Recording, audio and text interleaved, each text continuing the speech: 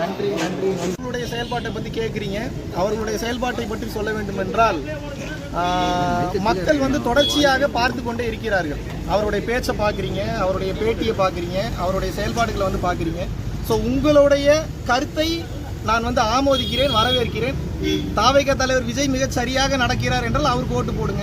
இல்லை வேற யார் சரியாக நடக்கிறாங்கன்னு நினைக்கிறாங்களோ அவங்களுக்கு ஓட்டு போடுங்க. இல்லை உங்களுக்கு எந்த கட்சி மனதிற்கு மிகவும் நெருக்கமான கட்சி என்று நீங்கள் நினைக்கிறீர்களோ, எந்த கட்சி ஆண்ட போது இல்லை ஆள்கின்ற போது இல்லை ஆளப்படும் போது இந்த நாட்டு மக்கள் நன்றாக இருப்பார்கள் என்று நினைக்கின்றீர்களோ அவர்களுக்கு மறக்காமல் ஓட்டளிக்க வேண்டும் என்று வேண்டி விரும்பி கேட்டுக்கொள்கிறேன்.